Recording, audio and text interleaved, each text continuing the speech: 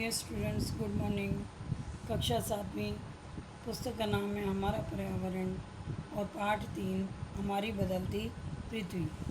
भूकंप से बचाव की तैयारी। भूकंप के दौरान कहाँ आश्रय लें, मतलब कि कहाँ अपने आप को जाना चाहिए सुरक्षित स्थान पे। तो सुरक्षित स्थान है रसोई में के काउंटर के नीचे, या किसी मेज के नीचे, या दीवार के अंदरूनी कोने में, और इनसे दूर रहें आग वाले स्थान से, चिमनी के आसपास, या टूट सकने वाली खिड़कियों या दर्पण में शीशे हो गए और तस्वीर फ्रेम से। पहले से तैयार रहें। अपने दोस्तों और परिवार के सदस्यों के बीच जागरूकता फैलाएं और आपदा का सामना विश्वास से करें।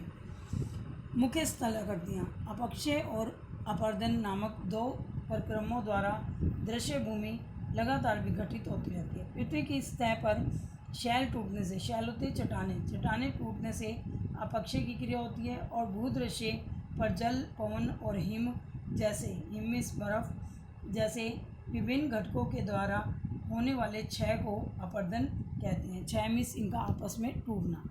और वायु जल द्वारा अपरदित पदार्थ को एक स्थान से दूसरे स्थान पर ले जाना और फलस्वरूप एक स्थान पर निक्षेपित कर देना। निक्षेपित मीन्स इकट्ठा कर देना।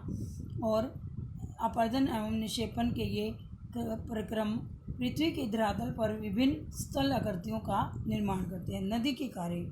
नदी के जल के दृश्य भूमि का अपरदन होता है। जब नदी किसी खड़े ढाल वाले स्थान से अत्यधिक कठोर शैल पर या खड़े ढाल वाली घाटी पर गिरती है तो जल प्रपात बनाती है।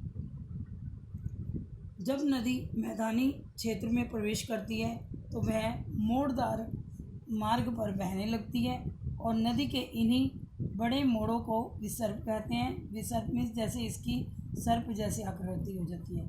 और इसके बाद विसर्पों के किनारों पर लगातार अपरदन और निक्षेपण शुरू हो जाते हैं। यानी कि अपरदन वो चट्टानों का आपस में टूटना, या उस टाइम पे जहाँ पे जिस रास्ते से नदी जा रही है तो वो स्थान अपने आप टूटने शुरू हो जाते हैं, और निक्षेपण कहीं पर वहाँ उसकी मिट्टी जमा हो जाती है।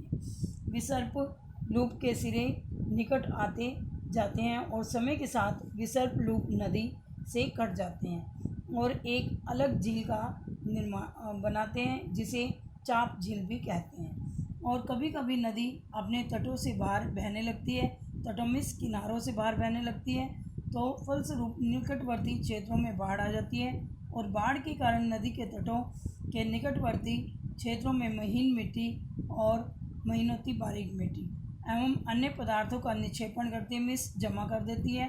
ऐसी मिट्टी एवं पदार्थों को अवसाद कहते हैं, और इससे समतल उपजाऊ बाढ़ग्रस्त जो मैदान का निर्माण होता है। नदी के उद्धित तटों को तटबंध कहते हैं, और समुद्र तक पहुँचते पहुँचते नदी का प्रवाह धीमा हो जाता है और नदी अनेक धाराओं में विभाजित हो जाती है, और जिनको वितरिका कहा जाता है। जहाँ नदी इतनी धीमी हो जाती है कि वह अपने साथ लाए हुए मलबे का निक्षेपण करने लगती है, तो प्रत्येक वितरिका अपने मुहाने का निर्माण करती है, और सभी मुहानों के अवसादों के संग्रह को डेल्टा का निर्माण होता है। समुद्री तरंग के कार्य। समुद्री तरंग, जो समुद्र में तरंग होती है मीन्स लहरें। समुद्री तरंग के अपरदन और निक्षेपण तटीय स्थल आकृतियाँ बनाती हैं, और समुद्री तरंगें लगातार शैलों से टकराती रहती हैं, और जिससे दरार विकसित हो जाती है, और उस चट्टानों में जो है दरार आ जाती है। समय के साथ साथ बड़ी और चौड़ी होती रहती हैं, और इनको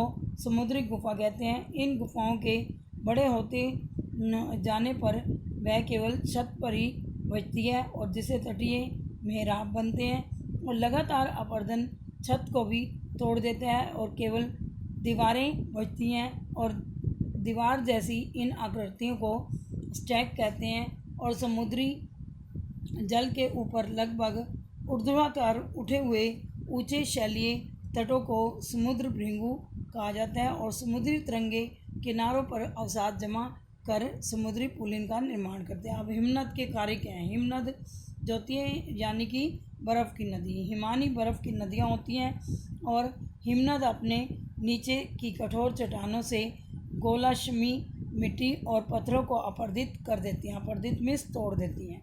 गोलाश्मी मिट्टी और पत्थरों के से भूदृश्य का अपरदन करती हैं और हिमनद गहरे गर्तों का निर्माण करते हैं और पर्वतीय क्षेत्र में बर्फ़ पिघलने से उन गर्तों में जल भर जाता है और वे सुंदर झील बन जाते हैं। हिमनद द्वारा लाए गए पदार्थ जैसे छोटे बड़े शैल हो गए, रेत हो गई, तलछट मिट्टी निक्षेपित होती है यानी कि जमा हो जाती है और ये निक्षेप हिमनद हिमोड़ का निर्माण करते हैं।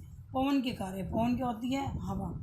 ये क्या आपने कभी रेगिस्तान देखा है? बालू के टिब्बे के कुछ चित्र एकत्र करने का प्रयास कीजिए। अब रेगिस्तान में पवन अपरदन और निक्षेपण का प्रमुख कारक है। रेगिस्तान में आप छत्रक के आकार के शैल देख सकते हैं और छत्रक के आकार की जो है जैसे ऊपर से छतरी के आकार की इनकी चट्टानें होती हैं जिन्हें सामान्यतः छत्रक शैल भी कहा जाता है। पवन शैल के ऊपरी भाग की अपेक्षा निचले भाग को आसानी से काटती है और इसलिए ऐसी शैल का आधार संकीर्ण और शीर्ष विस्तृत हो जाता है। मतलब कि जो उसका नीचे का बेस आधार है वो थोड़ा छोटा हो जाता है और जो ऊपर का शीर्ष सिरा होता है वो ज़्यादा बड़ा हो जाता है और पवन चलने पर यह अपने साथ रेत को एक स्थान से दूसरे स्थान तक पहुंचाती है। जब पवन का बहाव रुकता है तो यह रेत गिरकर छोटी पहाड़ी बनाती है। इनको बालू टिब्बा कहते हैं और जब बालू कण महीन एवं हल्के हो जाते हैं तो वायु उनको उड़ाकर दूर तक ले जाती है और जब ये बालू कण विस्तृत क्षेत्र में निक्षेपित हो जाते हैं यानी कि बहुत बड़े क्षेत्र में जमा हो जाते हैं तो इसे लोएस कहते हैं और चीन में विशाल लोएस निक्षेप पाए जाते हैं। धन्यवाद।